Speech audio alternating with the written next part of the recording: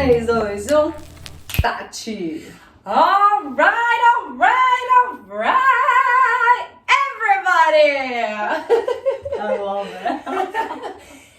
This episode is exceptionally special because I have here an artist that not only creates masterpieces, but is in a constant state of evolution with her art. Painter and creator of the recent Boxx Gallery exhibition, Decoding the Flow, this artist understands the deep meanings of elevating emotions through personal flow to achieve higher connection with oneself.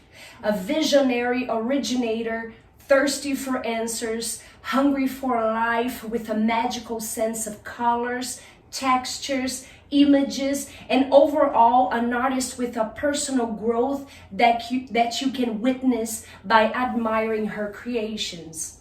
Almost real to the touch, you can feel a sense of mystical in her paintings. The artist today, the artist today is one of her most beached top painters and creator, with an article on one of the most acknowledged art magazines, Artsy. She is empowering women in art and inventing a new way to express herself through the things she loves the most: heartstrokes, nature, life's force, frequency, flow, a look within, and most of all, happiness. The way of the artist couldn't be more proud and excited to have the intellectual, outstanding, unique, visionary, extraordinary, extremely talented, and gorgeous Drica Lobo! I'm like crying right now. It's all true. And you know, I was sitting there today and thinking, all right, I really need an opening that is going to really put her where she belongs.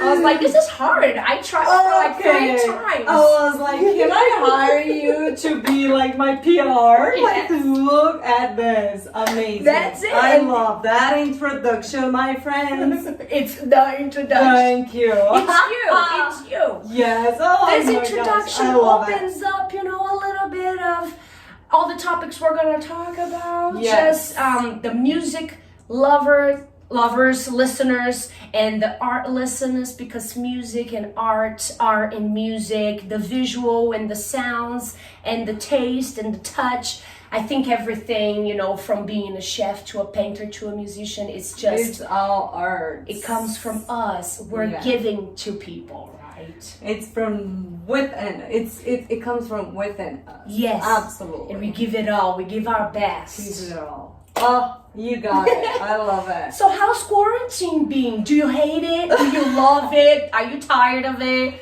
Tell me everything. Okay, it is hard to say that you love it. It's hard to judge, but from my own experience, I'm trying to get the most of it. And what I mean by that, it is trying to see the bright side of it. So I'm trying to create more, which is not that easy because, like Tati was saying, the kind of art that I do, it's all about happiness, it's all about hope, you know, and it's like sometimes you're just not on the best place to create. Like some creators, they do like the sadness. I love the sadness. You know, Bring like it on. a lot of creatives that I know and writers, they love the sadness. And I don't. It's not that I don't. I embrace it, all that is, but I just cannot paint. I will try to do something else that is like part of like my creative life. Mm-hmm. So I will either go and study or I'll do research, and that is like, but I cannot paint. I do that when I'm happy. Can't write songs about being happy. Nobody wants to hear about that. No. I love that. So you paint better when you're in a brighter place. Yes. But quarantine isn't that bright, And for what you told me the other day when I came to see your exhibition at Shopbox in Hermosa Beach, Cyber Street? Cyprus, yeah. Cyprus. You were telling me that you got stuck in Brazil. Yeah, I mean, the day that the U.S. government shut down, I was like I just have arrived for a supposed vacation in Brazil. It was like my mom's birthday. I had planned for like almost a year to be there. And of course, like I remember back then, like people were like start talking about COVID, and then I was like, oh, in 15 days it'll be gone. You'll be fine. You know, like, oh my God. I probably like 99% of us that had no idea. That's true. We are like, oh no, it's gonna be over. And then in Brazil, it kind of had a little bit of delay. Yeah. So I was like traveling. I was like going to Rio, going to Porto Alegre, and then I was start like trying to like. Am I crazy? Yeah. Like, what am I doing? Like, what is this? Like because all of like the, like I was like on the plane. It was like always by myself. It was like, I think this is more than what I think that is. You're living life as normal. Not quite there, but it was just like because of the delay, and people were like I started seeing what was happening here, and like after like a whole like week that I was like traveling in Brazil, and the day that I arrived at my parents' house, the government shut down. So then it was like, oh. And I was like, okay, at least I'm here. I'm grateful that I'm here. You know, like, I feel like the United States, it were not that like you guys were prepared, but it's a little bit more prepared in a way more cautious. In a way of like having everything online and all this stuff. It has a little bit more information. Right. In Brazil, it is like not such a thing. So everybody was like. And you know, like my phone, I have to shut down my phone because it's messages after messages, and like the news, and like I don't really like to watch the news like at all. Yeah. But I kind of like have to. Yeah. Me too. So it was kind of like interesting. I don't like to say weird. I don't like to say bad because it was new. So everything that is new, like you have to embrace it and to see like, well, what can I do? Yeah. Right? Yeah. So that's what did you do? That's what I did. Nothing. Like I just had to stay calm, and because I was at my parents' house, so all I did, it was like helping them with groceries because we couldn't do anything. I didn't have my art materials. All I had was a pile of books. Yeah. So that made like my whole, like I'd stay there for like 3 weeks just doing like nothing. I would walk the dogs in the morning. The beach were closed, so I was like very early in the morning, walk the dogs, and then towards like the evening I would go do grocery for them, and that was my So life. you didn't paint? You couldn't paint? I couldn't paint. I mean, I could probably do something, but I just couldn't do it. I was like trying to process my whole ideas, but maybe. And that's when I started, like, I was reading a lot. I read, like, so many books. And nice, I was, like, that's good. And then the way that I read books, like, for me to, like, if I really like the book, I like to write the parts that I like. So that way it kind of get stuck into my head. And that's pretty much what I did. I have, like, a whole, like, page and page, like, fill it in. So you got smarter. Yeah. I just got more drunk every day. Earlier and earlier. I was drinking wine with my dad. He loves wine, so I like I'm gonna buy wine, and then we go. I would get wine and then some food, and got to hang out with your parents. Yes, no, it was amazing. I cannot complain. It was like the best way to spend quarantine. It would be that way. Like, but you got back in 3 weeks, and then I got back. And thank God you could. Yeah, it was like. For what I heard, it was like a week before they actually shut down the the whole like immigration and everything. The good thing was like I've never spent such like a short time in immigration. It was less than 5 minutes. Because there was nobody there. It was like no immigration. It was only our flight. There was like maybe like 30 people. Oh my god. And then because it was no immigration, the immigration was closed. It was just people coming back home. Yeah. So you just open a passport, boom, they haven't checked anything. It was like in less than 5 minutes, it was in, out. It was kind of like the first time that I actually felt like scared in a way. Yeah. Because like I love airports and I've worked in airports. Yeah.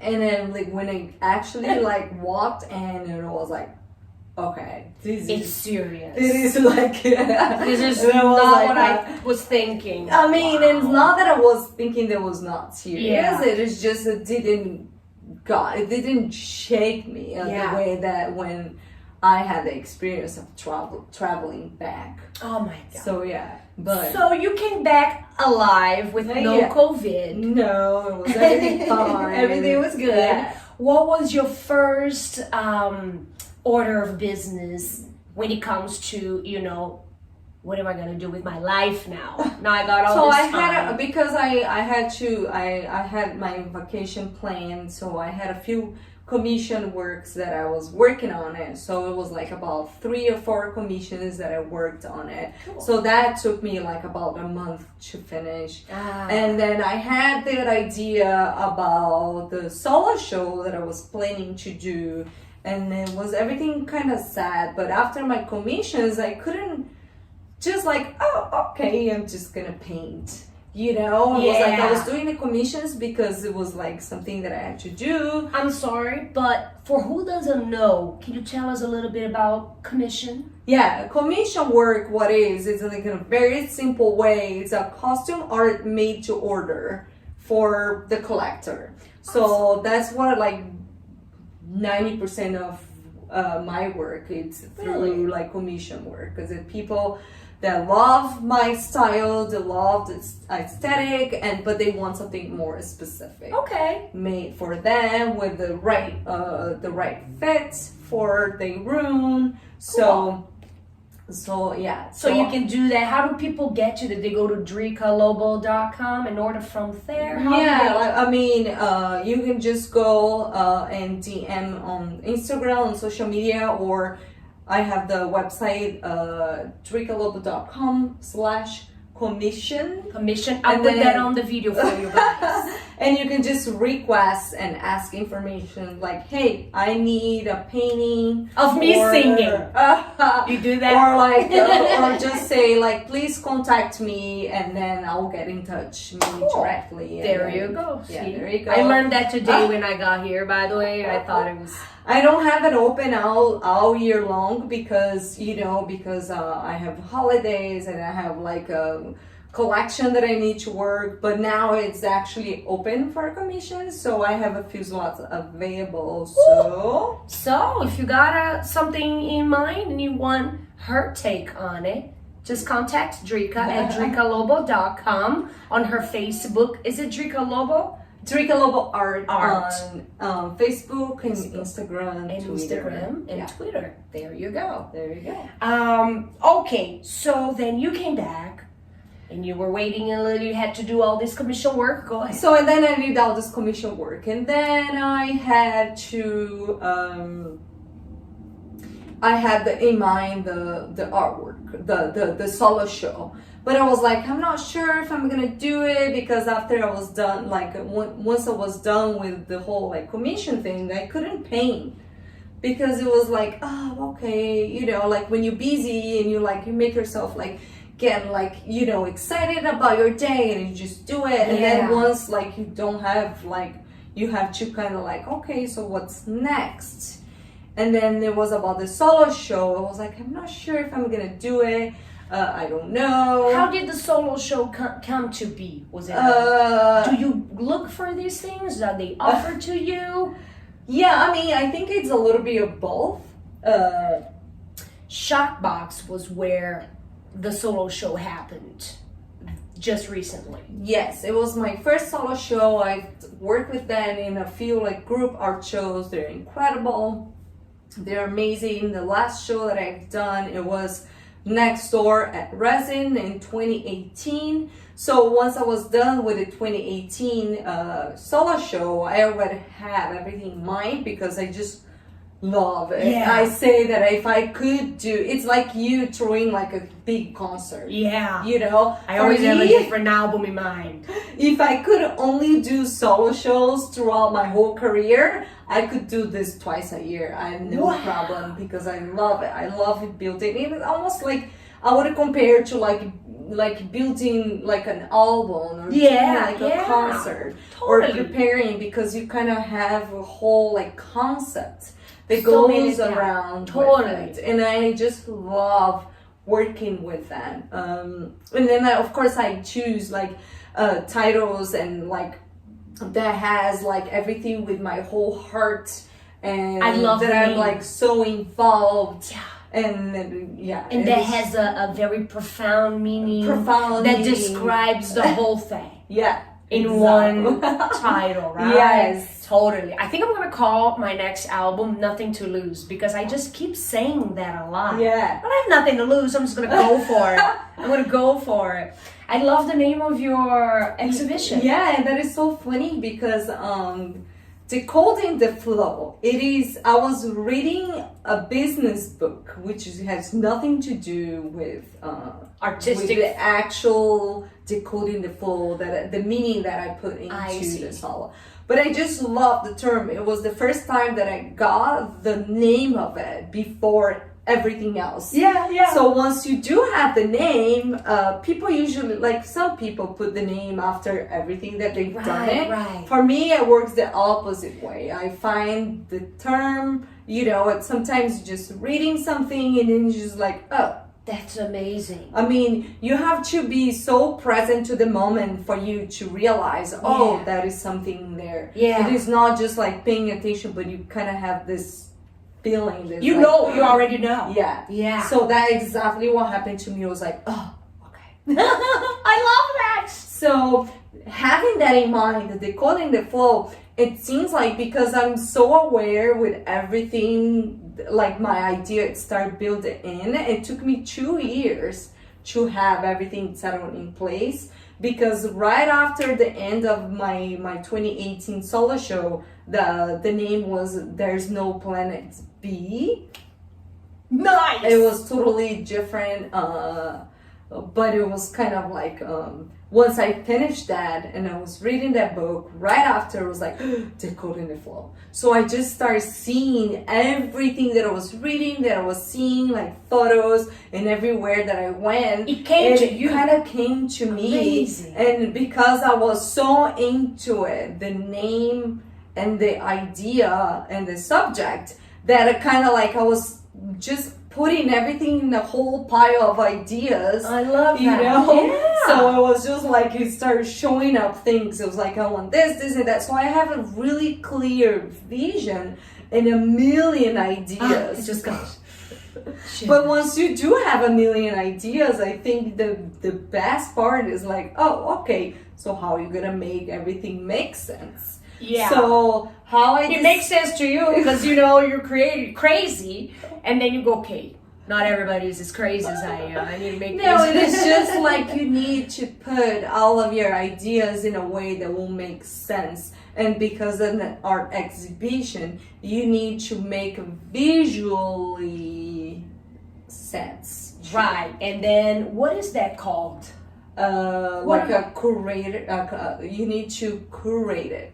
Right? Curate it. You need to curate it. You need to curate it in a way that's a visually, how do I say? It's visually, that will make sense to the eyes, It's not just like, oh, okay, that's pretty pictures. Yeah, Or just like, okay, there's nothing wrong with that. But it's like, oh, okay, but it needs to make sense. It needs to be visually appealing. Yes, it right? needs to flow. It needs to flow. Exactly. Awesome. Yes. So go ahead. Just keep talking. This is all about, we want to know everything. So I had like just so many ideas, and then I have the black white experimental drawing, and then I have my idea about like the immersive room that I wanted to do. And then I had somebody that I have somebody to help me. Yeah, and who helped you? Because there are some videos that you can see on the website. Her name is Sommer. She's amazing. I know her. She's the second time that she helped me.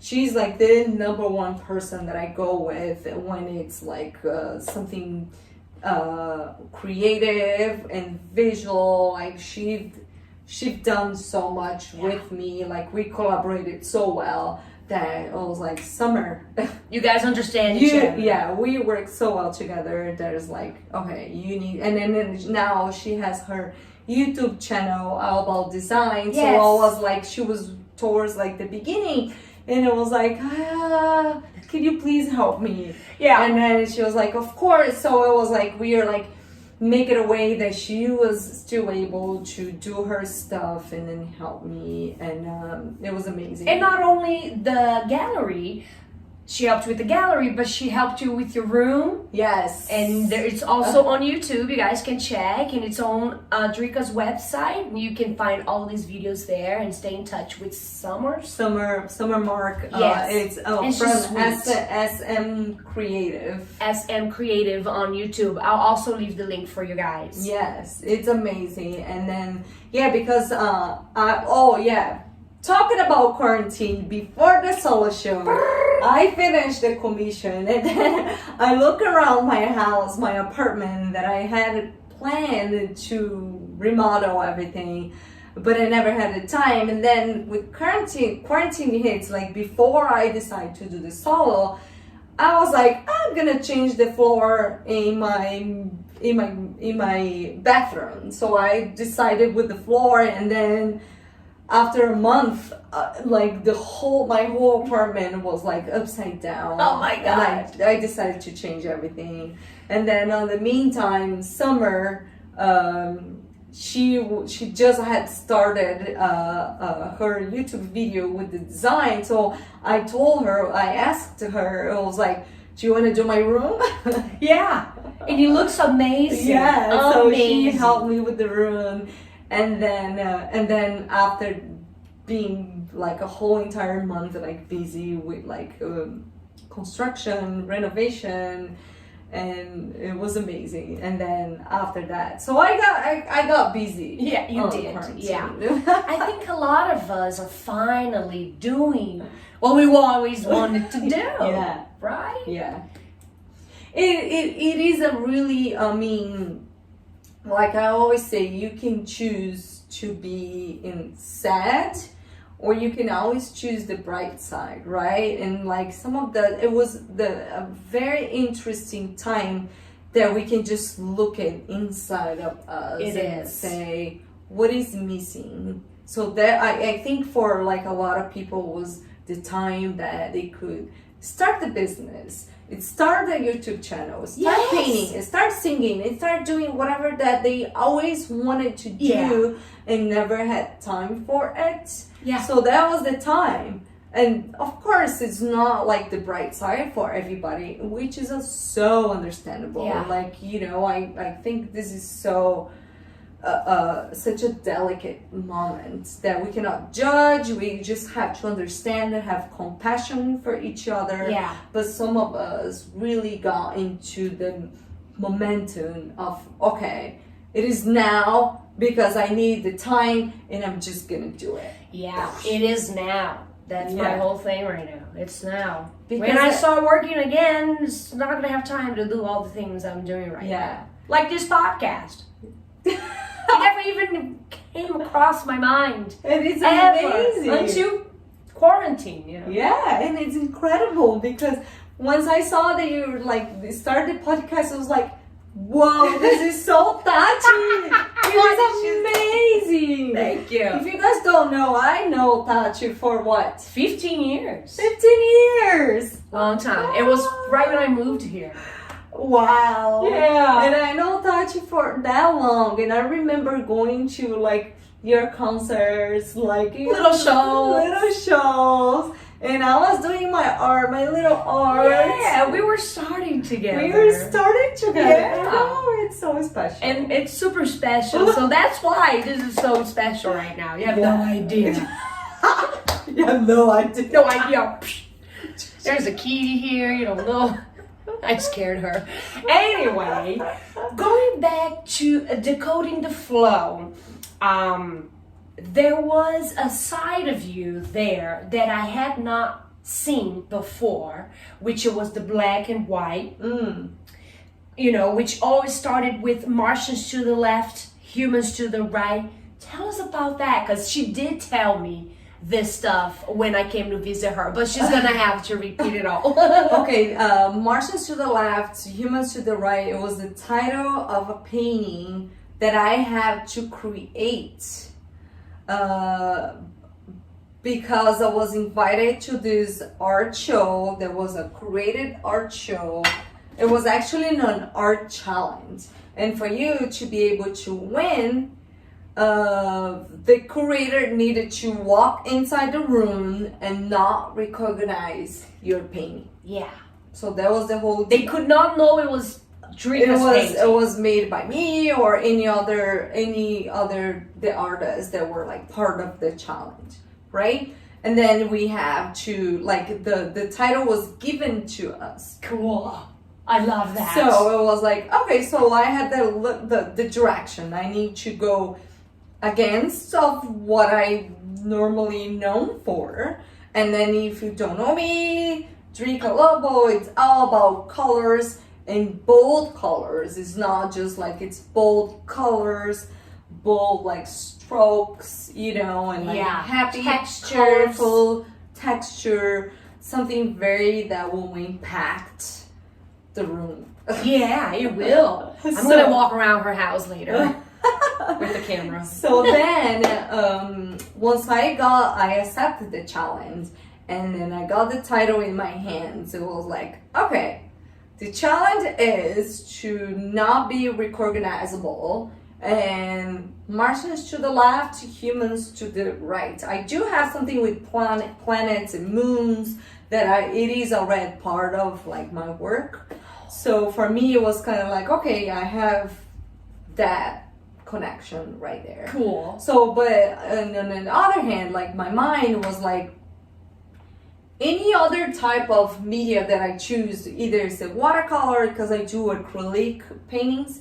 If I decided to paint with watercolor, pastels, any color that I put into this challenge, I'm not sure if I'm gonna be able to not be recognizable. Yeah. I don't know if there's any other way that I can work with colors that can not that give away exactly. And then it was like, okay, so what about I'll do completely the opposite, like just literally like a polarity. Instead of being bold strokes, colorful, I do black and white lines. Yeah. So for me it was like, okay, because even if I do paint what I am used to paint, it's gonna be a completely different, you know. So and there were delicate because it was lines, but it was, if you would really pay attention, it would be the same flow. Yeah. Because I mean, I don't paint because I think it's pretty. I just paint because it comes from inside out. It's like when you create it, and it's just like part of who you are. Yeah. So there is no way that I can choose something else. Yeah, you can't get that out of your art. That is so funny. Because you were just a vessel for the art. No? Yeah, and it's so funny because I was like, of course I did that. You know, even though it's completely different. It was like, it's just an extension of who you are. Definitely. And I'm sure. And sometimes where you are in life. Yeah. Because as a songwriter, there's nothing more like a picture of a feeling and a time and moment in my life. And I always say, like, people like keep saying, oh, but because your art is evolving, your art is like change. Like people say, your art is changing.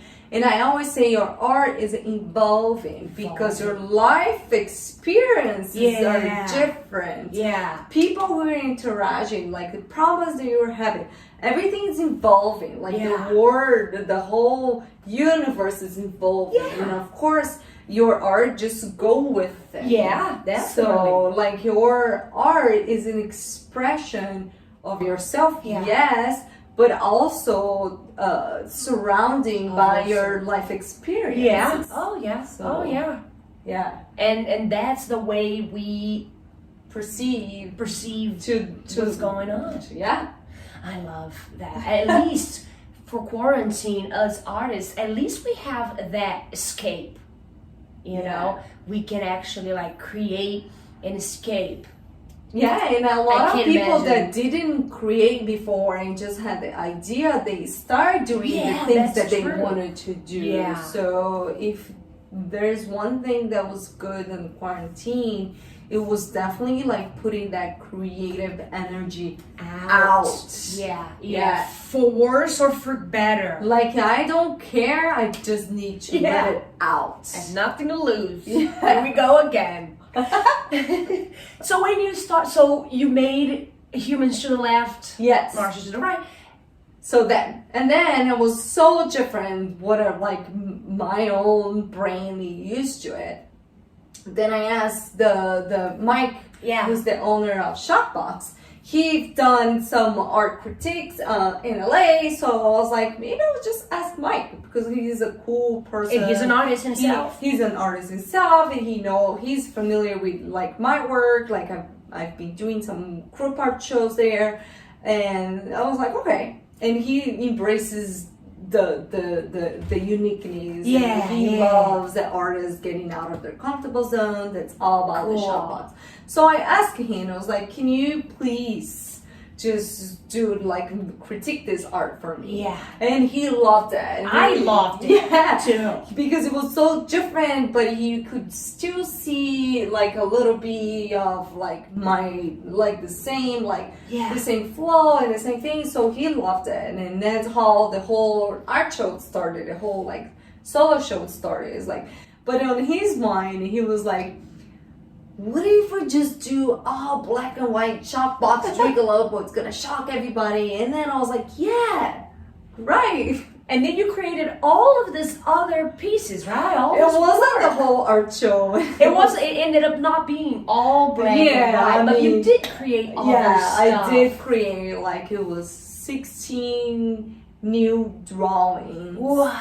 But the meaning of its drawing, it was like so deep because of the whole decoding the flow and the whole like quarantine, awakening the third eye, all the mystical that I've been so into it in the past like year or 2 years. And then like it seems like every book that would come to my hands, it was like, oh, I need this book to complement, so it was just like this whole life experience, self-development and self-growth that I've been into it. Just translated into the drawings itself. So it's what you said on that interview in the video that you have in your website about the exhibition. Decoding the Flow is attracting all the stuff that you want, being in that flow, whatever it is that you do. Because when you are in the flow and you are focused, things they come to you. And that's the mantra of my life. Too. And you can see books that talks about the flow. And there's so many information. The law of attraction. It's not even that. Different words for the there is a scientific fact that if you are so into a type of work or either creative work, writing music or whatever it is, once you feel that you're so like into it, something that you lost track of time, So that's the flow. That is like the connection that you have with the work and with the word. And for me, like after doing all my researches and my reading and all of this, for me, what is the decoding the flow? It's the flow. It is for me when you do have your mind and heart working together, that you do feel that you are part of the whole. Yeah. And then how do you feel part of the whole when you have these elevated emotions that you feel love for life, that you feel grateful. And once you do have that feeling, that you feel so connected, so you feel part of that whole. So my whole show, it was about that, like bringing the whole like colorful things that make people happy in such uncertain times that we are right now. Totally. I want people to walk in and just really elevate their emotions, to feel that they are connected, that we are all connected to nature, to the universe, and like besides like taking all the mysticism out of it, but like actually just feeling that you are part of the whole. So that was the whole, I think the whole thing. Decoding the flow, you know, took me in a part of my life that I'm really decoding the flow right now.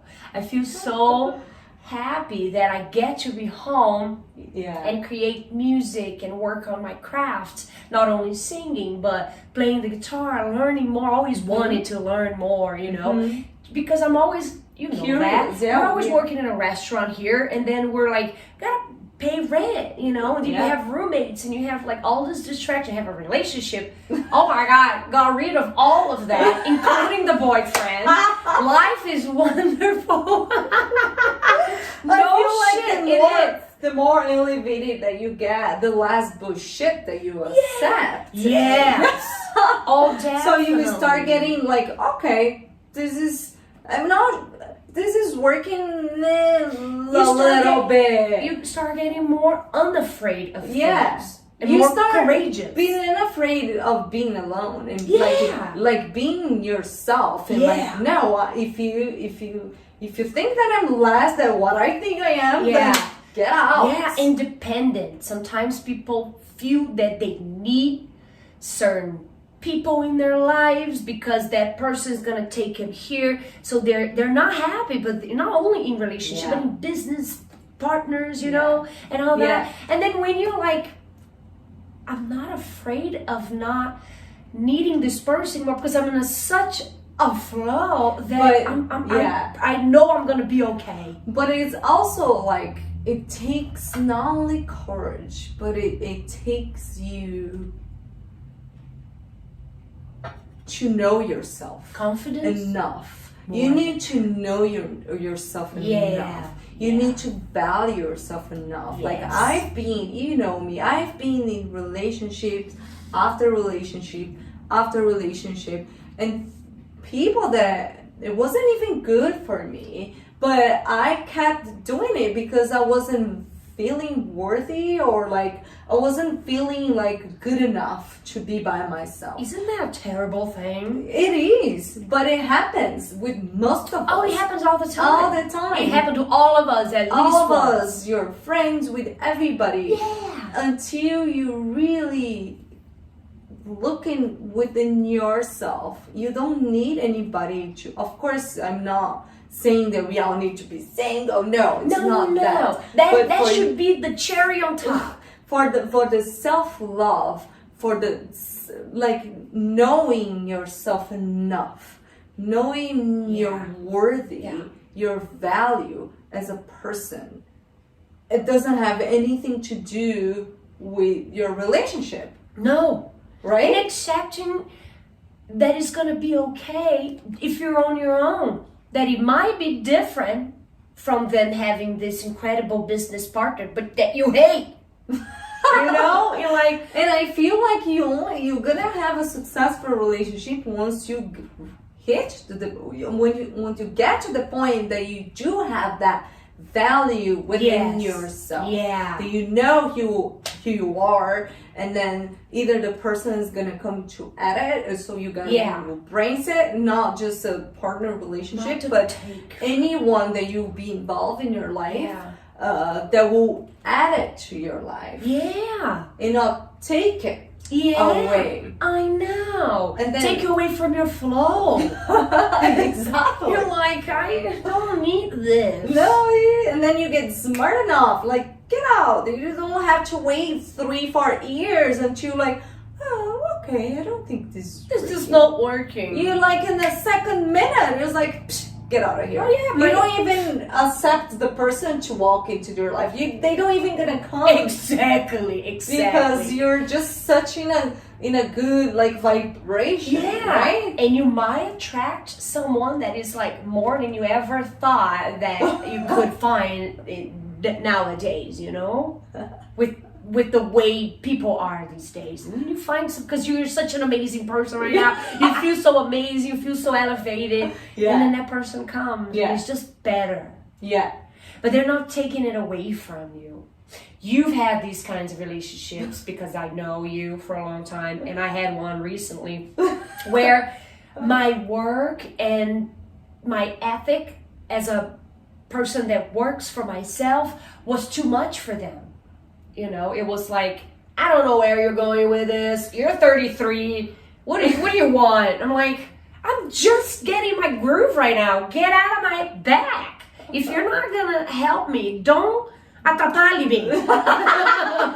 Don't mess me up, you know? So bye. I don't need your negativity. I don't need to be on your schedule. I'm on nobody's schedule. I don't have a kid for a reason. I am so happy where I'm at. I feel like if you don't have that alignment of just alignment in life with the relationship that you're in, even if it's a partner or like a business partner, if you don't align your expectations from the beginning, then it just can blow out at any time, you know? And I didn't have that vision. I was just like accepting whatever that was coming to me because I never knew my value as a person, as an artist. So I was just like, okay, you know, thinking that the person was helping me. And then kind of like in a way putting me down, and I was like accepting.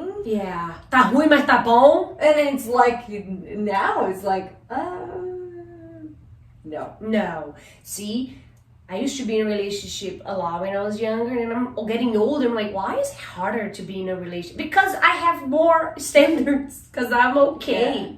If it's not gonna be a good I like person, to say that, like, I love to read, and I have a million books. She does. And it's all about many things, and I say that every book that I read, like, the level goes up a little bit, because you get to know yourself, you get to have more information about life, about things, so it's kind of level up, like, every book that you read. By the end of her life, she'll be single forever, happy as hell.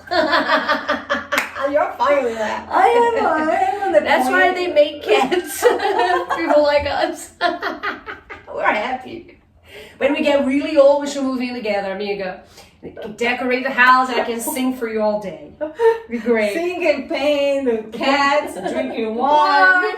Joga baralho. It's gonna be great. No problem. Now, I really wanted to tell everybody about the 3D room at the gallery. Yes. Which is amazing. It was amazing, guys. I'm not going to post all my photos just yet because I want you to hear from her first. Yeah, so I, like, as I say, like, when I'm creating a solo show, I like to create something that will be remarkable. Right. So it's something that will go beyond people's expectations, like beyond only paintings. I like to create, like, turn into this whole experience, because the bigger the experience, the bigger the emotions that the person's gonna get.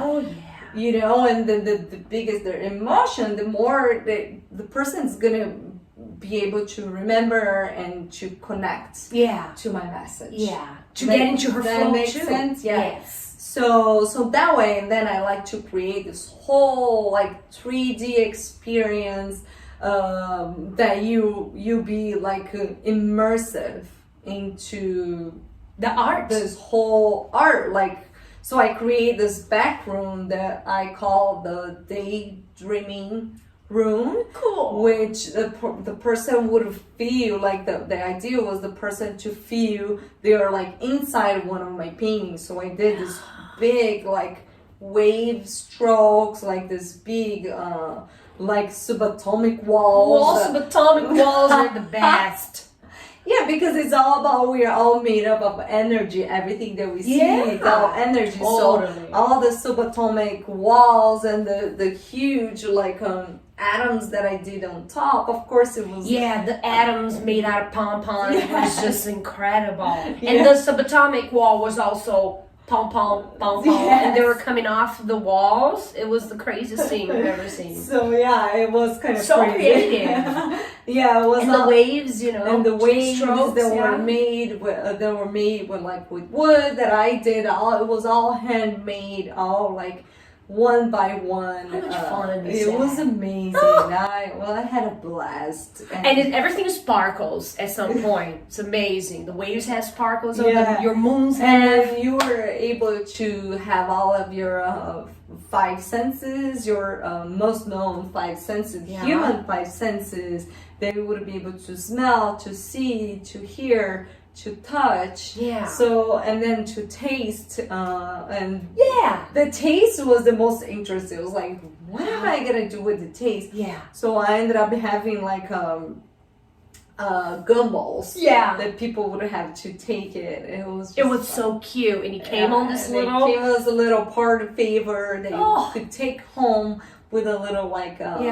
label with the details about the so many details so cool. for the and the room actually smelled good. Yeah, because of I put some essential oils to it. And you had a video going in there with like the waves kind of like moving. I have like Sommer do like the animation. Yeah. So the person could just sit down there. Yeah. Did you pick that chair that was there, by the way? No, it was actually from Boxx. So I was like, it was like a chair she would. It was painted, but it wasn't Cool. mine. It was at Boxx. I don't know who painted, but. But you had the balloons too. The balloons, yeah. The balloons because of the whole art show. It was trying to have the four elements, you know, so the balloons was representing the air. Oh, so you have the water, you have the fire with the moon, with the sun that we had like on the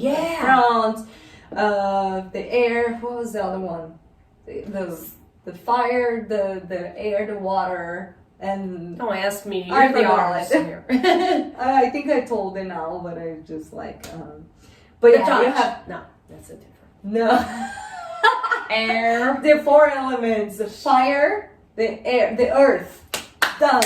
The earth. So I have the whole earth wall. There was all the things from Brazil that I painted. Tell us with about all that the too. greens. So amazing. So, which was another side of your art. Yes. It was a little bit. My different. mom was looking at that, and she's like, "I really like this. Yeah, look at this." It was all this green because I got stuck in my parents' house. It is one of my favorite places on earth. They call Ubatuba, which is in the middle of the Atlantic forest. Oh my God, really? Ubatuba lá? Yes, it's a city limit between Rio and São Paulo, so it's green everywhere, and I love it. I love the smell. I love just to listen to the sounds of nature. I just love everything about it. Ubatuba. Yeah, I don't know, but I recommend everyone to go there, to be there, because it's beautiful. They have 102 beaches. Wow. They're like a really famous like surf spot. I wonder why you're a surfer. And everything. I used to be. My first surfboard, it was like 6 years old. Oh, cute. But there's like the Atlantic Ocean, so it's warm. Yeah. Totally different than the Pacific. From here. But anyway, so then I have like representing the earth. I have all this green nature trees paintings that kind of like represent the earth, and it was really cool because it was also different. Yes, it was. You have like a round piece of yours that is like, you know, if you're surrounded by trees and you're looking up and there's like just a little bit of the sky there. I thought it was phenomenal. Like that point of view that you have as you like laying down, like you imagine that you're like laying down in the middle of the forest, and all you can see is like one little point of view of the sky. Yeah, that was incredible. And I love that point of view because it does represent that connection that we have with Earth, and then just that point of view. And for me, it's almost like when I can hear the silence, even though you're in the middle of the nature, you might listen to the birds, but for me, it's like such a meditation. Yeah. And it's just like when you enjoy the silence, that you put your mind in silence. So I have a song called "Listen to the Silence." Really? Yeah. Listen to the silence. I wrote it in Brazil, and then I really? translated to English, and I haven't played that song in forever. Oh, but I know what "Listen to the Silence" feels like. Yeah, you know, if you say like I say that, like listen to the silence, to like when you do workshops, because people are like, so what do you do next? Like with the paintings, was like just be in silence. You need to be still to be able to listen to, because like I don't know, I'm sure that when you're writing a song or if you're playing, and you can almost hear what they are asking for you to do. And that's the same for me with the art. Like a lot of times all I have to do is be still and be in silence, that I can feel my art asking for what to do next. Yeah. Right? Comes to and you. That's like the silence that I say, like being silence, but you just being silence like in a physical space, but you're just so tuned into what you're doing that you can almost hear what they're asking. They are asking that it's like your art, your craft, or whatever that you're creating.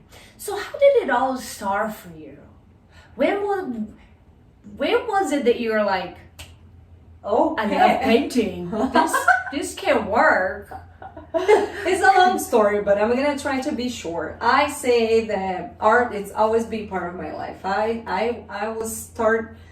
started going to art school at the age of 10. I was a kid in my hometown. I was going to art school. It was like twice a week.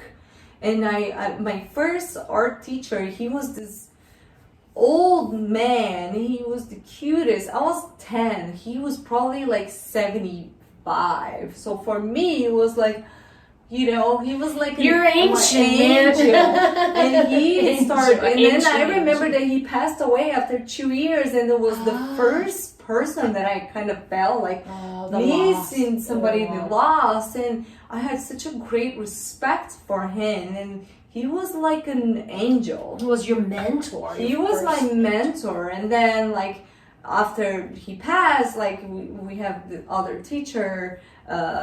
Then when because with Ismail, the older, I was doing drawings. And then once I started painting with oils, it was with a different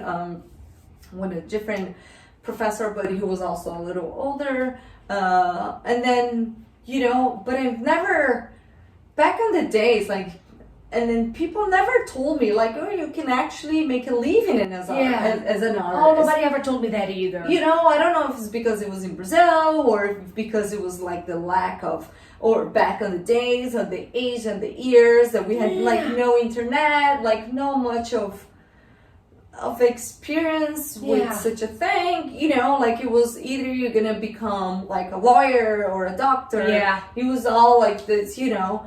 So for me, like I've never had this vision of me becoming an artist. I was doing because I wanted to do, because I liked that connection, and I've always painted like my whole family has like a piece of Drica Lobo, which wasn't even Drica Lobo. I used to sign like my given name, which is Adriana Dowell. So my whole family has like paintings, and like all of the holidays I used to do something and sell. So the business was there. That's amazing. Yeah, of course. I remember my first shows was with my family too. They are musicians. So I remember the age of 16, and my dad, who's like Italian, like, oh, we all need to learn how to make money. Yeah. So like my brother and my sister start working with him, and then I was like, I don't see myself working inside of four walls. And you can ask my mom. Like we used to go to doctors.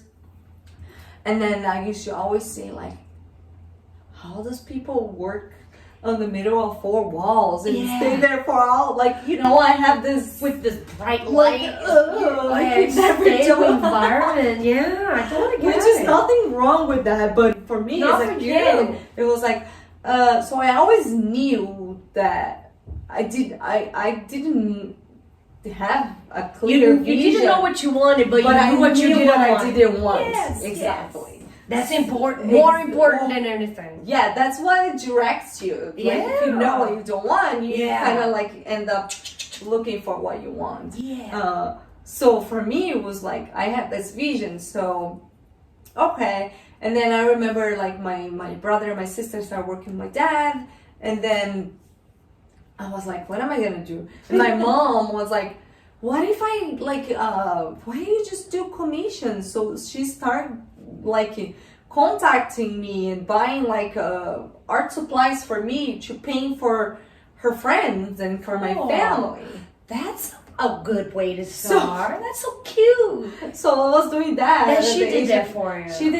She totally did this for me. And then it was so funny because my dad, they were like, okay, so they would all work with my dad's company, and I was the only one at home like painting in my easel in my room at the age of 16. Ah, but you're happy. And it was so funny Life's because short. I mean, if I show you these paintings that I was doing, it was nothing like this. Nothing of like course, this. it needed to involved, but I was doing it. I have this connection, and I knew how to sell. Yeah. So then it's a long story because I decided to go to college.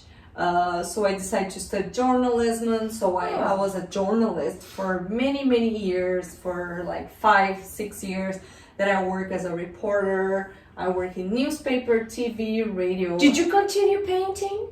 Yeah, I was always painting. Okay, cool. I was always doing commissions or gifts or like holidays. I was always doing something. But of course it wasn't like, I stopped going to art school at the age of 16 once I started working, and then I had to go to college. I started college at 17, 18. So, and then I wasn't going to the school anymore, and then I was just studying and working, and then painting just as a commissions or you took a second place in your life. Yeah, totally. But I've never stopped. I never stop. Of course not. Yeah, I never even spent like 6 months without painting anything. Good. Of course it wasn't consistent, but it was always there.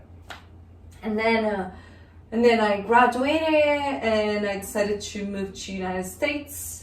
And then it was so cute because I moved and, I had no idea that I would stay here. I just moved because I want to learn English, and so my idea was to be here for a year. And then after a whole year, my brother, he sent me my whole box of paint that I had. Like even like my old oil paints that I still save it. He sent it to me. He's like, I think you should paint. Wow, it was so that's cute. Awesome. So I did the same thing on my first years here. I was painting, always doing something for somebody, and crazy things like as long as I've known you, you've been painting. Yeah, so I've been painting and doing things and. They probably can see me. She's sleeping on her foot. She's so cute. Oh, you're so cute. Oh, baby. So yeah, and then it was not until 3-4 years ago that almost like for me to give up of the journalism, to say, because for me, I love journalism, and then art was always my hobby. I never knew how to pursue art as a profession. I never knew if I wanted to, because I love journalism so much. But you know those things that you do and you try and then you do more and then you do more and it's never enough for you, and everything's so hard for you. Even my payments as a journalist was hard. Everything was hard. It almost felt like it was stuck. It was such a stuck energy that I almost like telling me this is not the right way to go. That is not the right way to go. And then I was like almost like getting exhausted. I was like, it's not because I'm like my first year as a graduate journalist. I've graduated 10 years ago and it's still that same stuck energy. And once I moved, it was not until I moved to Hermosa Beach after a few years even living here that I started going to the Fiesta Hermosa, that I kind of saw and opened my mind for the possibility. And I actually went, because I was working at this Brazilian website, that I had to interview this Brazilian artist in Marina del Rey. And then once I got to the interview, and then she opened up her studio, which was in her garage. It's this beautiful, colorful place. She her name is Sandra Zebi, and she does ceramics. She's an amazing artist. And then not until I actually went to the interview that hit me. And then I was like, oh, that's the life I want to have. So that was like the click, right? And then I interview her, and then we become friends, and she become like my mentor. Because she was like having art shows, and she was like, come with me. And I started doing art shows in LA. Not even know what I was doing. I was just like going with the flow. That's what you gotta do. So she helped me a lot, and I'm so grateful. It was amazing. You found your place. You're like, this is it. Finally, I do it all alone. I just needed a slap. And then I got a little confusion with my name, because it was so funny, because when I started painting, I signed like all my signature was like my given name, which is Adriana. So I used to sign A, and my last name Dallo, which is my dad's name. So Adalo.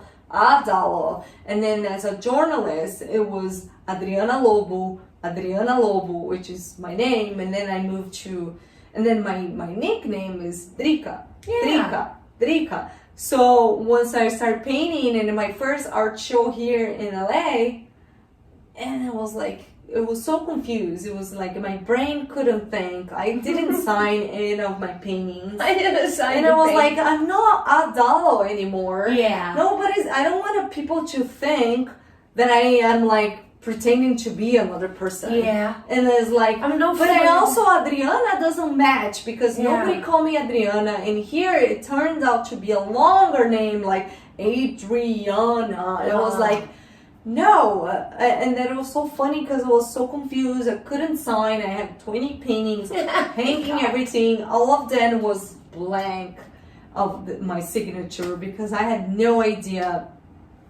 And then I had my friend Anna helping me hanging, and she kind of like called me from far away. So she kind of yelled like, Drica! And that was like, there was another click. It was like, Drica Lobo!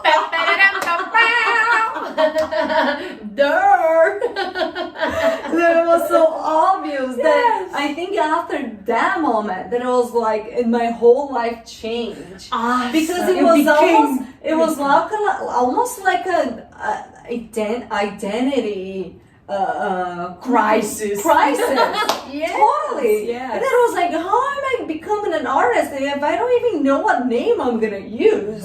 You know, like I didn't resonate with Adriana. Even though with Adalo or like anything. That was my given name. It was like, what am I gonna do? So once I finally you found yourself with the I know what I don't want. Again.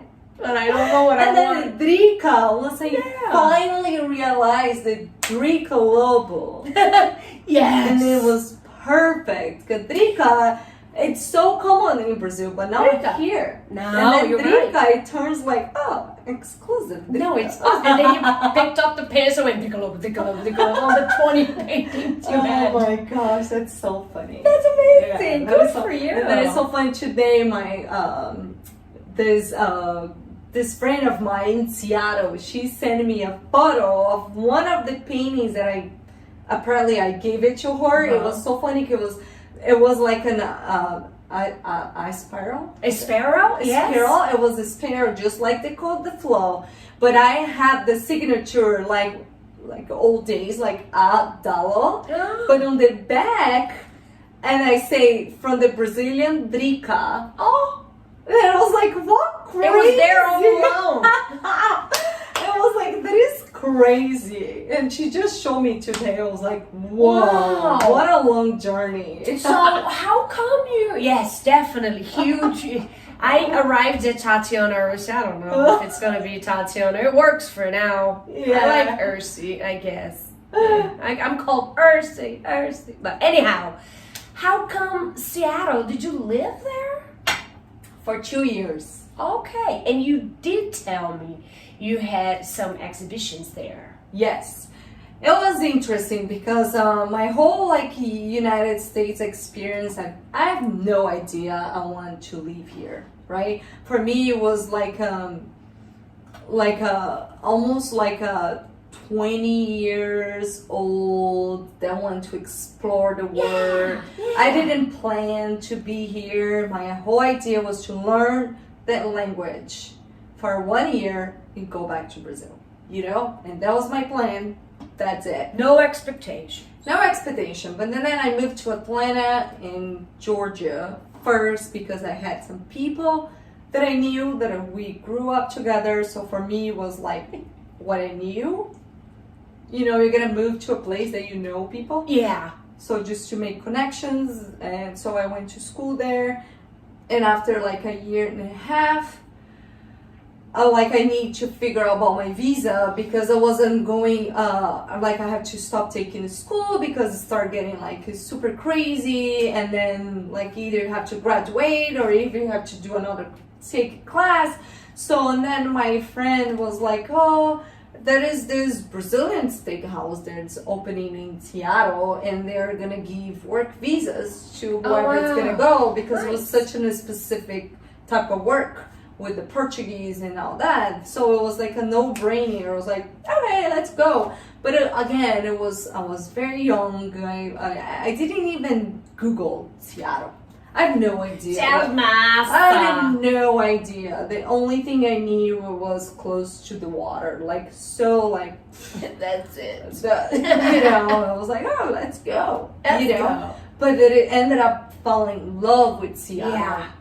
Because it's such an artistic place. It is. It's such a musical place. Yeah. And art everywhere. And it was so amazing. And because I was painting here and there. So because I work at the Brazilian steakhouse, so I decided to do this Brazilian landscapes in oil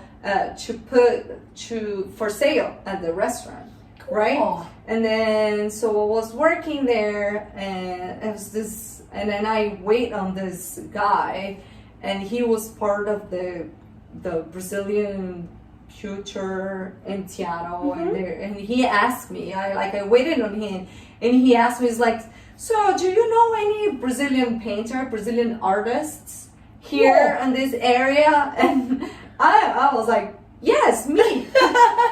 Great.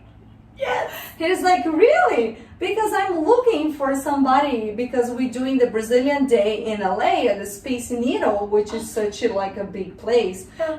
We're doing this Brazilian Day in LA. We have this whole room that we need for a solo show for this Brazilian artist. He was like, yes, me, I am an artist.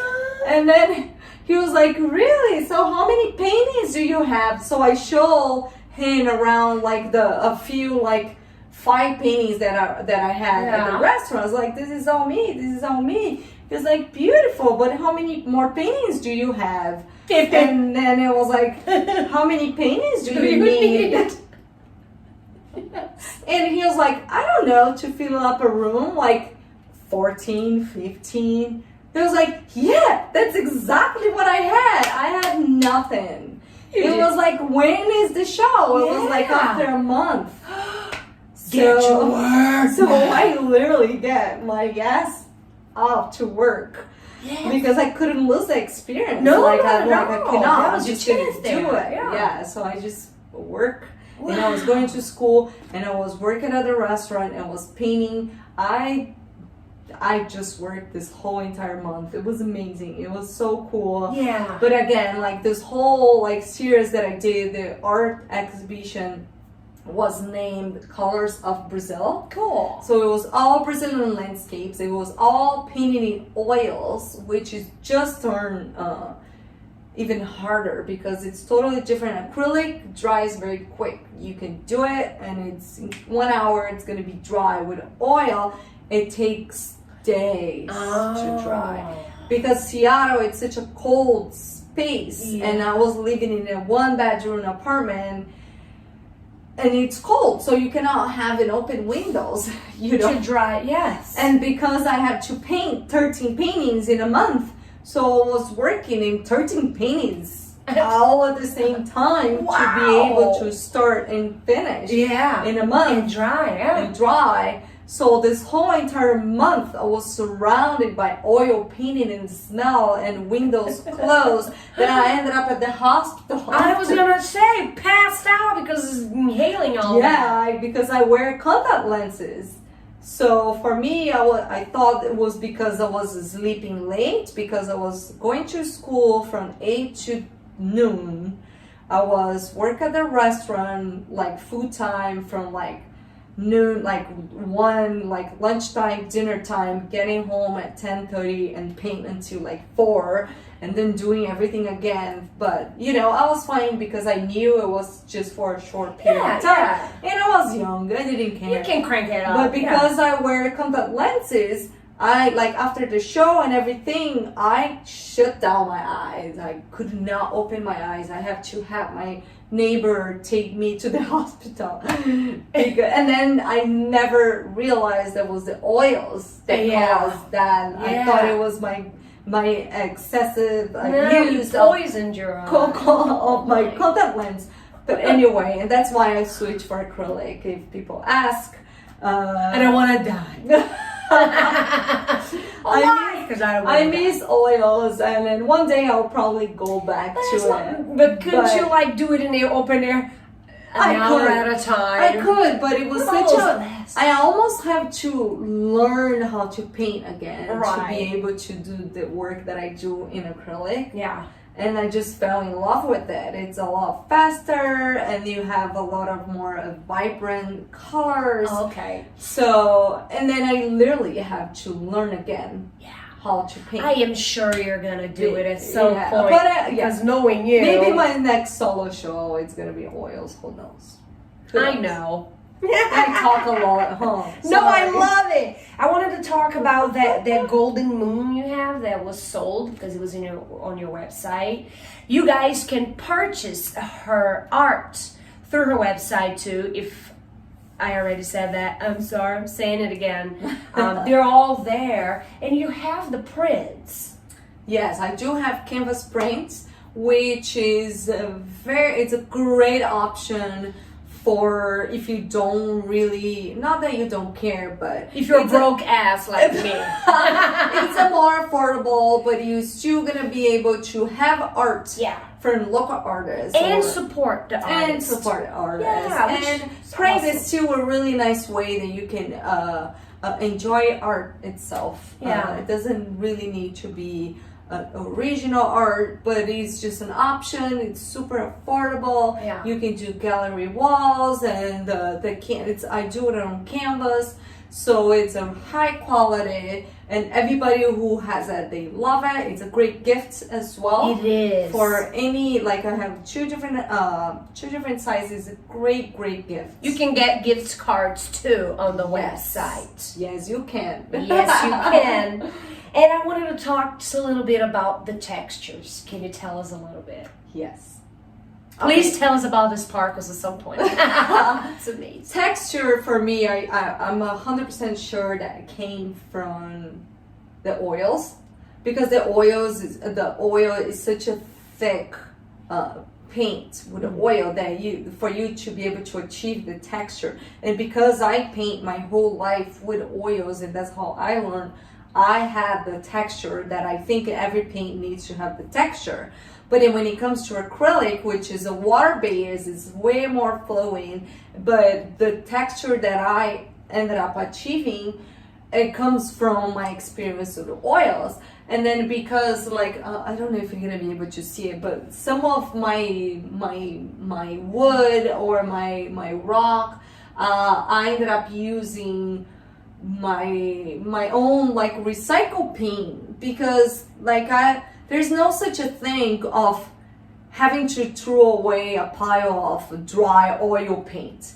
But when it turns to acrylic, it dries so quick.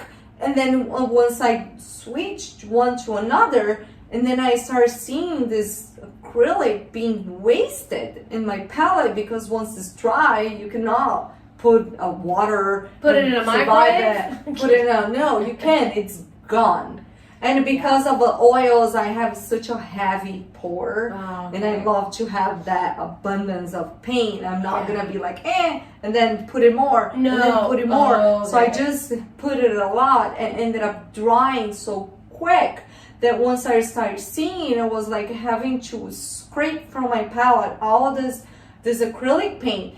Then I was like, I'm not gonna throw this away. No, she's gonna make this thing here one of the things. So I'm like, I'm not gonna throw this away. This is part of the history. This is part of the process. This is like where I mix all of my paint. So this is a pure art right there. I'm not gonna throw away. So I start collecting. But see, it takes an artist to know that. I would probably look at it and be like, clumps of paint. So since I started with acrylics, I could never throw away. Oh wow! I could never throw away. So you use them to make. So the I used to make the texture, and then I started using to make jewelry and my gloves. So everything I could possibly think in a creative way to reuse my scrapes from my acrylic.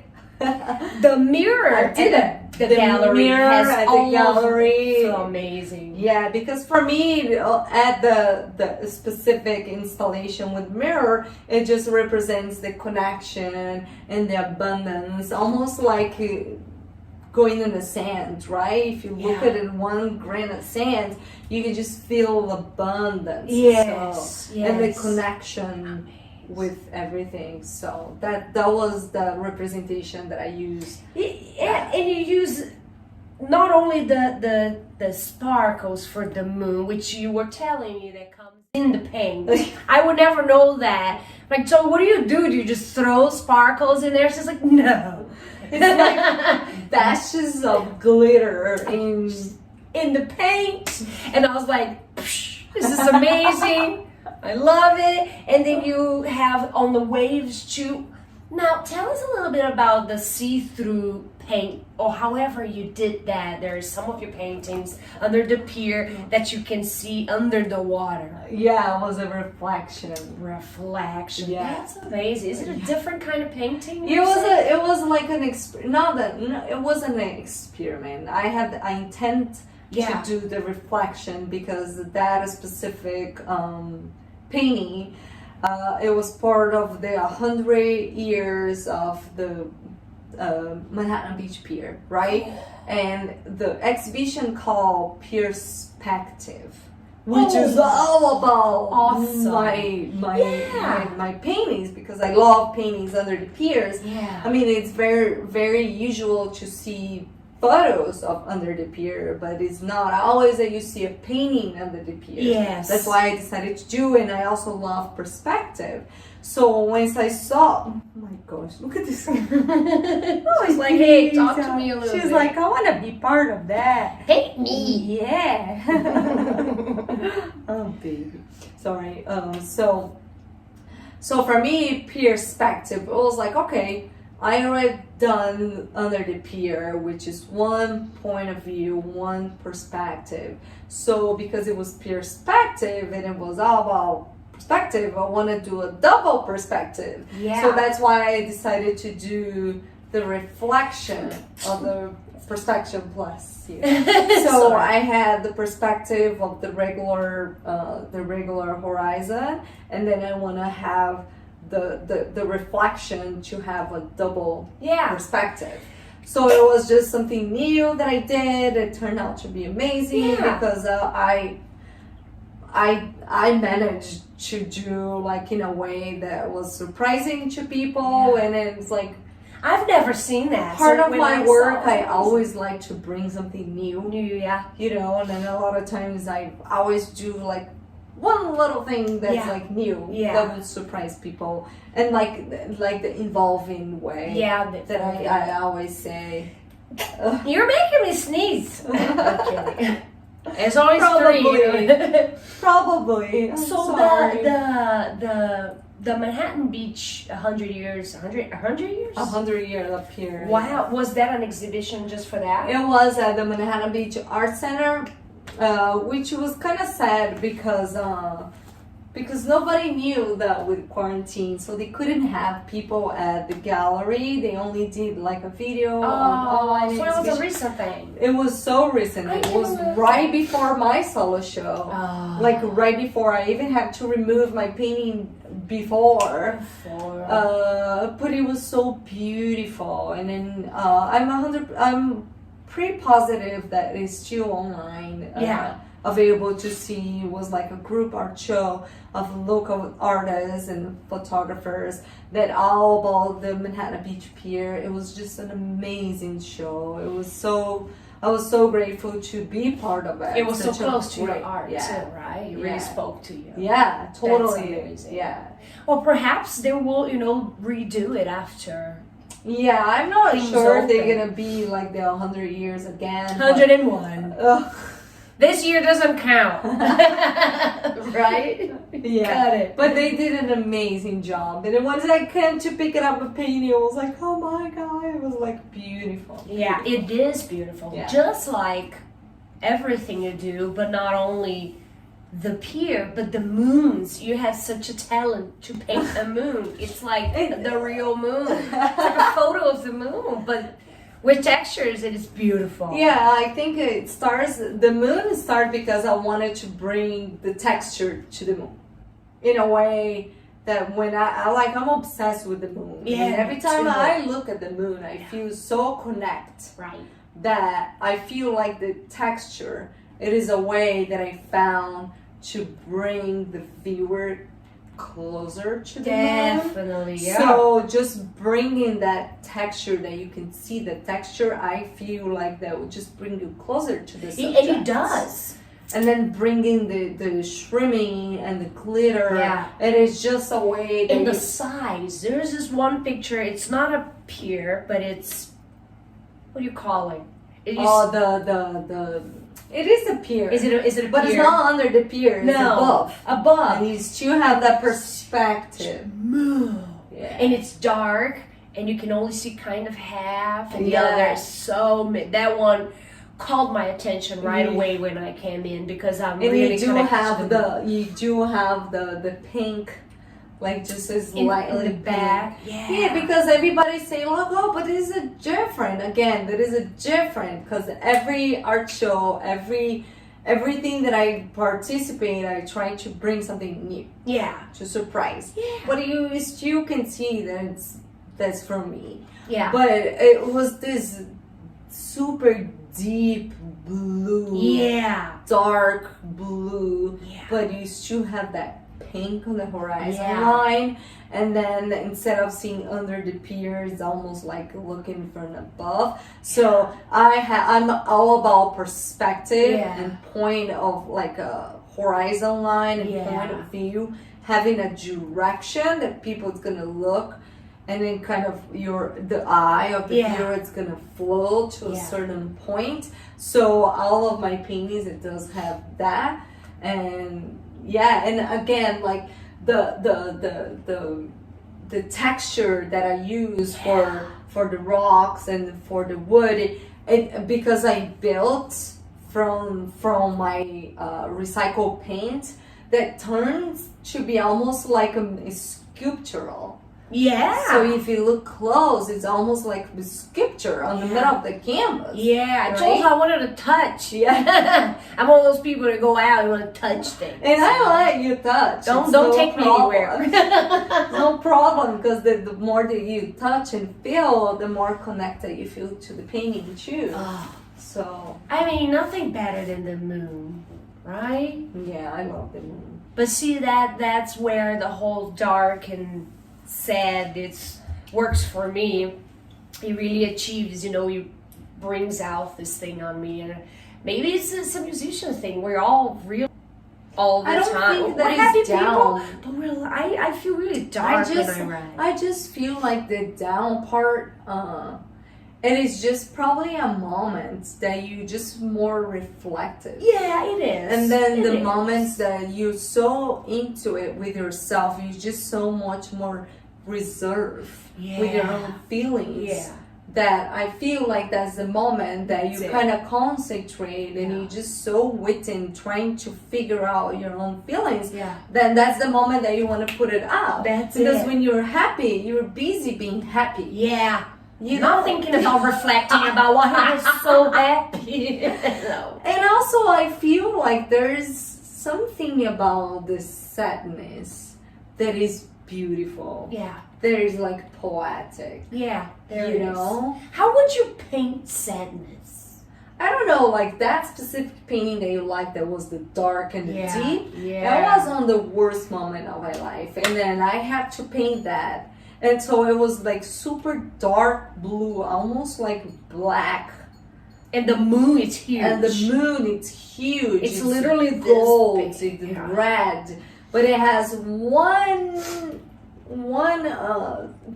pink brush on the middle. That's the light in the end of the tunnel. Yeah, I was really sad when I painted this painting. It was, yeah. Recently I've been learning how to write without being sad. And it's been working because now I don't talk about feelings only, about love, Now I talk about relationship with friends, relationship I see happening around me, friends to friends, boyfriend to boyfriend, boyfriend to boyfriend. Yeah. And it's wonderful because I'm happy, but I'm still creating. And this is new for me. It's a process. It's something that you need to learn because it's not until you try that you actually can trust your gut. It's like, because if you only do one type of work and you never done the other one, in your mind it's like, oh, I don't know how to do the other way. Yeah. Until you actually try. Until you actually do it. And then maybe if you do 1 or 2 or 3 times, maybe you're not going to be that happy about it. So you still think that you can only create the other way until you actually change your mindset and say, no, I am able to do that. Yeah. And if you don't have that mindset that you can create in both states of mind, you're not going to do it. I think if I would paint anything, I would paint. We should change. We should change sometimes. And you paint something and then I will write a song. Done. Let's do it. Let's do a collaboration. Let's do it. You write us. I'll paint about what you're writing. How about that? I love that. And vice versa. I love that. Just to, I can stay here with you all day. My nose is running out from the life. But I just wanted to let everybody know that on her website you can get accessories. Yes. Like the vans. So how does the van work? So the van is a custom van. So I designed 3 different types of shoes, which is original Vans. And you can order online. It does take a little while though. It takes about 4 to 5 weeks. But it's a great gift. They have all types of Do they buy the shoes?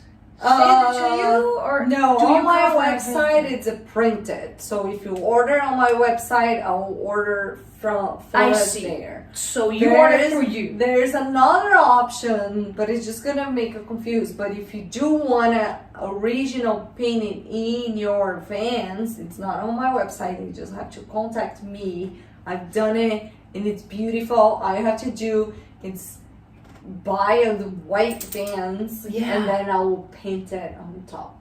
Or black if you're a dark person like me. Exactly. She can paint white stars. Or she can write like lyrics on it. I'll write whatever you want. For Or sure. I'll buy your lyrics and I made in a creative, like not creative because the lyrics are creative, but I will put it in like in a way that Yes, you can write creatively on my writing. Yeah. For sure. There you there's go. another collaboration right there. What do we call this? What do we call this? We gotta Brainstorming. Brainstorm. We gotta think about that thing right there. Is amazing. I keep looking at it. I'll show you guys later. The little vase It's a pot, a vase made with the the waste for the paint, and it's like a cone, and then there's a plant coming off. I've been using it as a Christmas tree, and I put light on the Christmas tree, and then I got so tired of it. I was like, I need to create something else. So This is amazing. I totally turn around and create that. I It's love cool, right? that. I need like 1,000 of those in my house. It was cool. Oh, the excellent. Could you sell that? I'll make one for Take it home. I actually have 2 of your arts in my house. Yes. I did get a print of, what do you call that? Raining? This is the Raining South Bay. Yeah, Rainy South So Bay. cute. And it's like a smaller version of, but I wanted to have Drica in my house. And a long time ago, she made for me the paradise for me to put it on my patio, and it's still there. Yes, I remember that. It was the paradise well done. sign. Yeah. Then you told me, like, I'm gonna put it in my studio. So it's like a purple color. I remember. She did, and she did it fucking perfect. So it was like, so it's still there. And besides the vans, guys, you can get coasters. We've got some coasters over here. The coasters are perfect gifts because they're collaboration with Simply Grateful. Simply Grateful is another great business. They are local. She's from Manhattan Beach, but her office is in Long Beach. It's all made by recycled wood, 100% recycled. Cool. And then she printed my art on it, so it's perfect. And it's super branded because we have our 2 brands on the bottle. It is so nice. It's perfect. You can have that. And serving trays. They are so beautiful. Yeah. So is it glass or is it straight on the It's wood? a wood, but it's protected. Yes. I don't know what exactly that she put it on top, but it is protected for the heat or for the cold.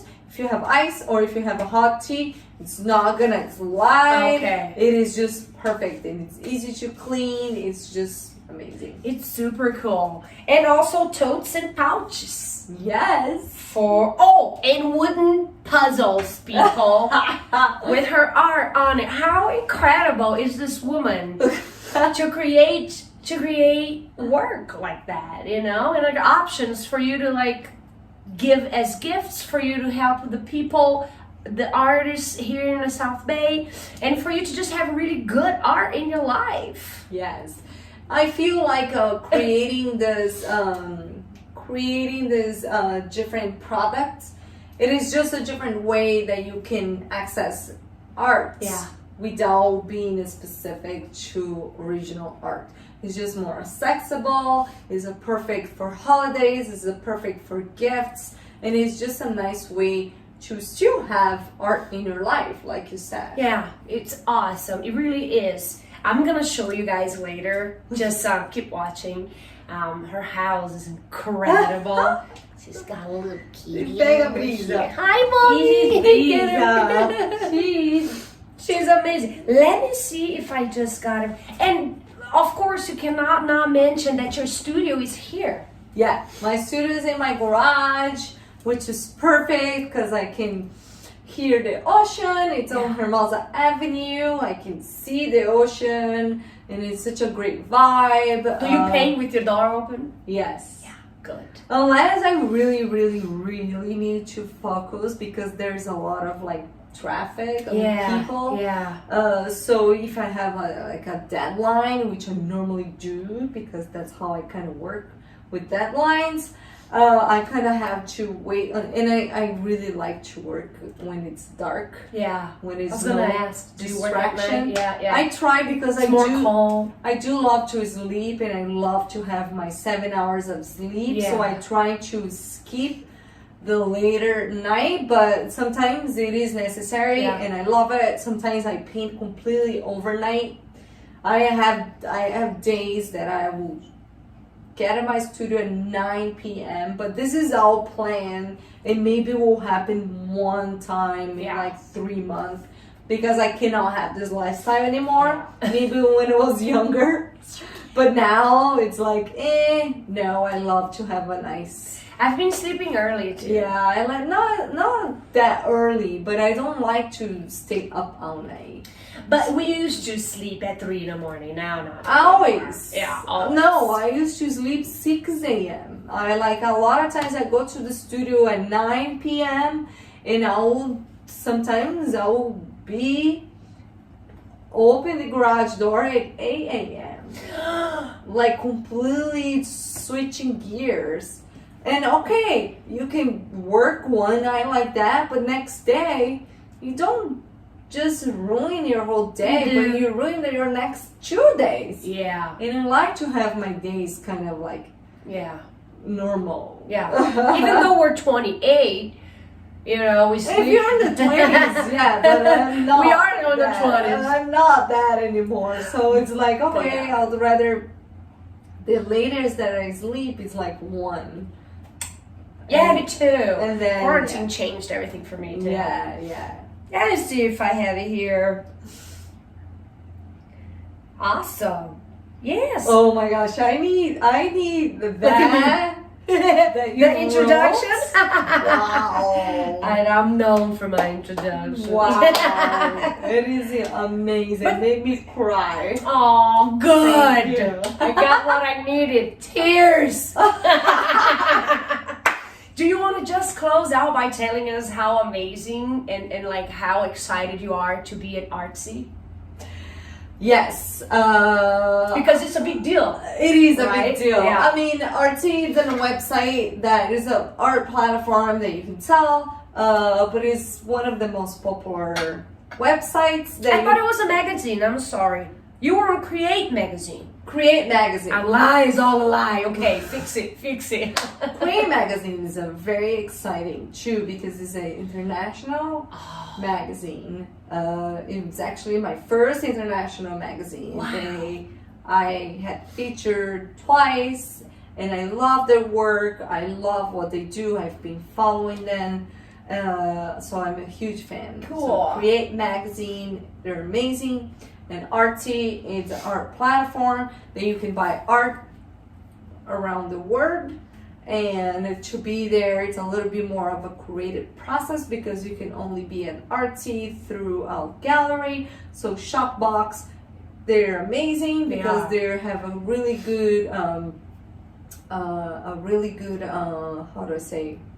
Not connection, but the more sales that you get, the more positioning you get. Okay. So Shopbox, because they do like amazing shows and group art shows, they always have in different shows. They have a good report. They have a really good report, so they're incredible, and I recommend that you check it out. And then you got to have your own profile, so you can buy all my art from Artsy. And then all of the products, the pouches, the coasters, you can get in my website. That's amazing.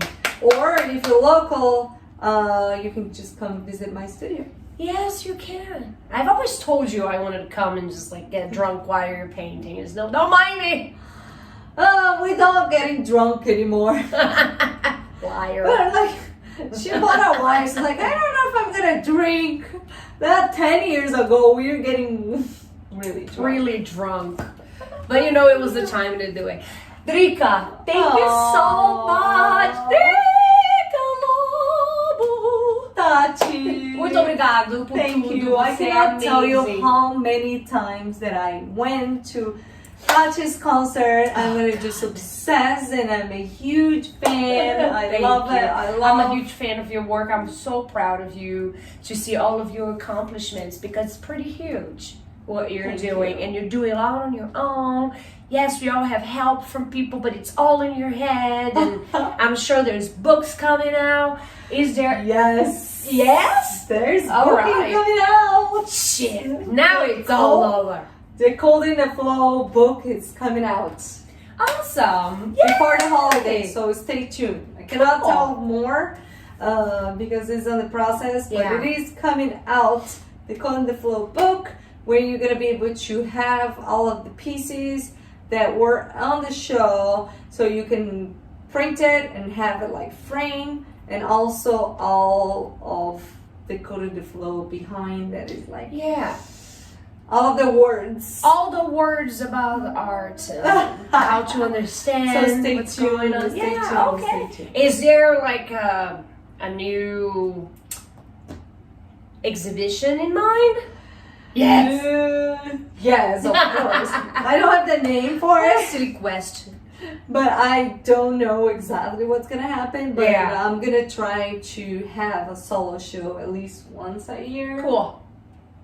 So stay tuned. But for now, my only focus is the book and the holidays and commissions. So Cool. yes. And getting rich. Pay her.